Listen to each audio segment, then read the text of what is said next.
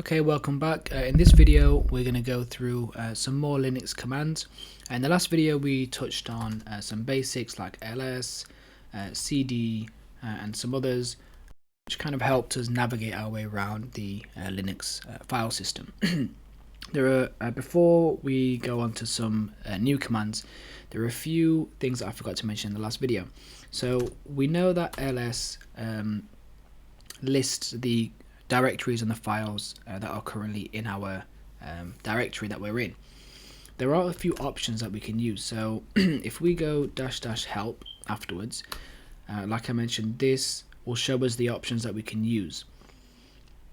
So let's have a look at the first one, -a or -- all. So what this does, as it says here, is it doesn't ignore the entries starting with a period or a dot. So essentially this allows us to look at any hidden files that are in our directory. So again, let me clear that, do ls. So we've got three things here, right? So we can do ls-a, and now all of a sudden we've got bash history, bash profile, bash rc, etc. So these files and directories that start with a period or a dot are usually reserved for kind of files to do with system or kind of system settings or configurations.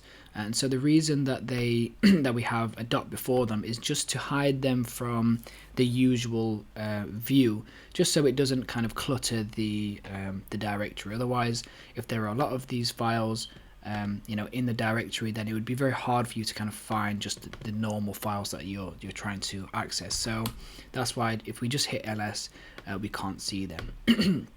Another option is -l. So this is a long list. So this gives us some more information about what we've got in our directory.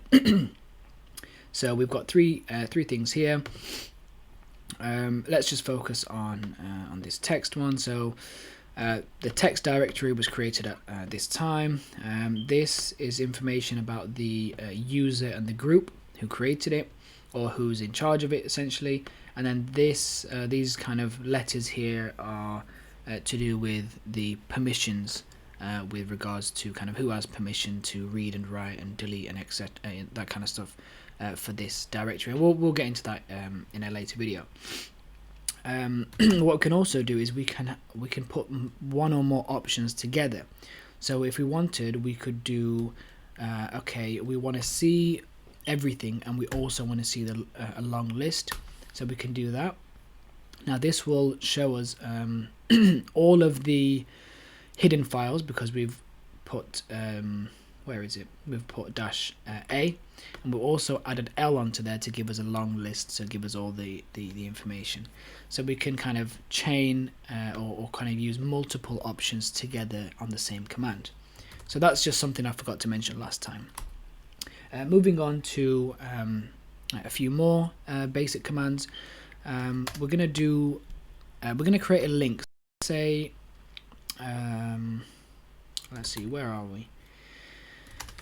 Let me just create a file, text, new tester.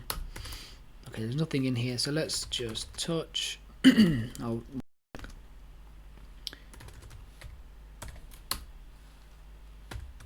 So don't worry about what I'm doing here.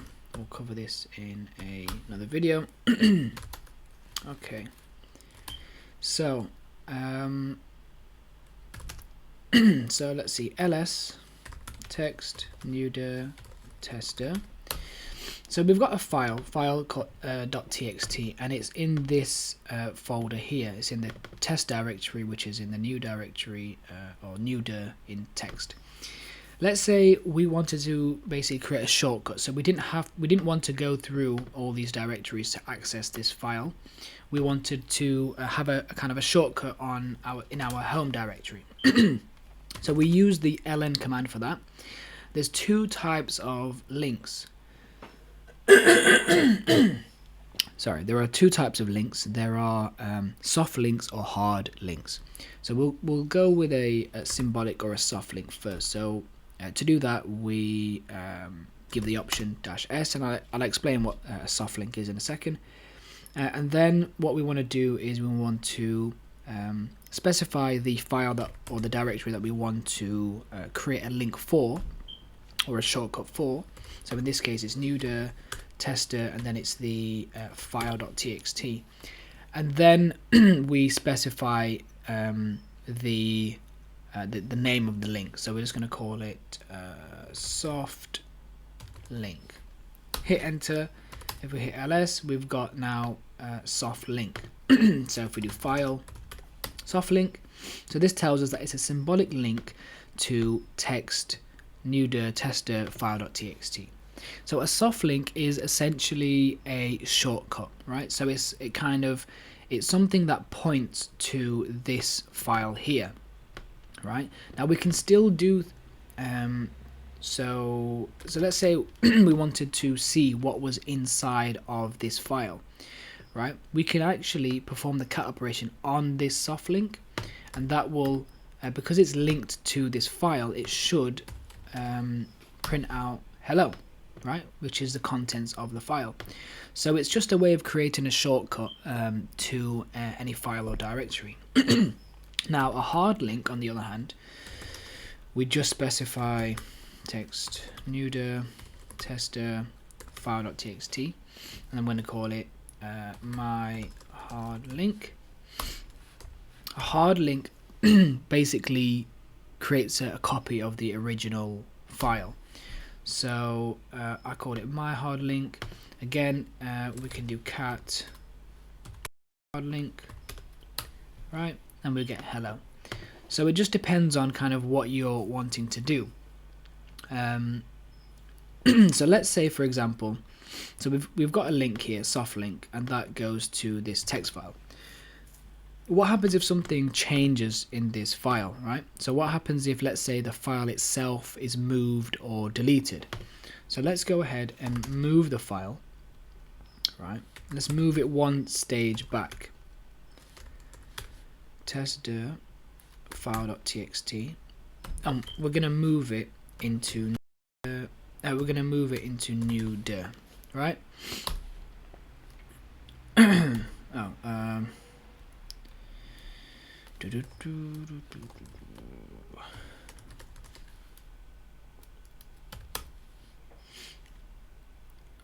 Why is it not letting me do that?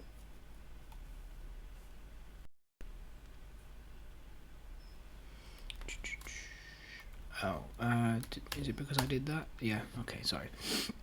So I've moved the file.txt one directory up basically into new dir. So if I just do ls just to make sure, text.txt new dir, we can see that we've got file.txt. Okay, so what's happened to our link? So we can see that our soft link is now in red, and if we go file soft link, so it tells us that soft link is a broken symbolic link to this original file. So the link is pointing to something that doesn't exist anymore, right? So it hasn't been deleted, it's just been moved. So now if I try to do cat soft link, it will say there's no such file or directory, because it's still pointing to this path. So whenever you make any symbolic links to any files or directories, you need to be careful that they're not going to be changed, because if they are, then your links will be broken. Now let's see what happens with our hard link, my hard link. So it's fine, it's still printing hello. So what's going on? Well, again, like I said, my hard link is it's essentially a copy of the file. So we can see here that it doesn't say that it's a link, it treats it as the original file itself. So this file can move and even be deleted, and the hard link will still have access to the contents. So I can even let's remove text new, and then it was file.txt. So I've removed it, right? So now if we go into that and have a look, we can see that that text that file is no longer there. But again, we can still cat my hard link, and we've still got it there. Okay, so that's just a brief kind of introduction into links. They can be useful, but again, if you're creating soft links, then just be careful as to kind of the what happens to the original file. Let's just quickly go over one or two more commands for this video. Keep it as short as I can. So we've got cat, right? So we'll just use my hard link for now. This kind of prints out the contents, right? Let's just create another file. Let's do hello, how are you? Are you okay? Blah blah blah.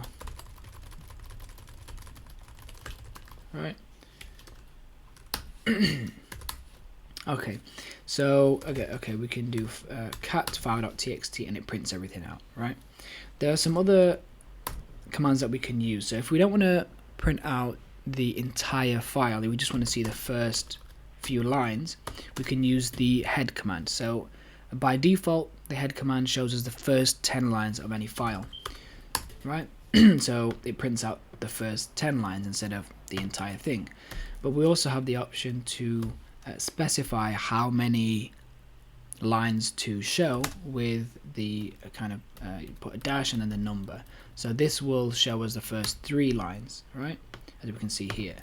Or if we want to see the first 11 lines, we can do that, or the first 1 line.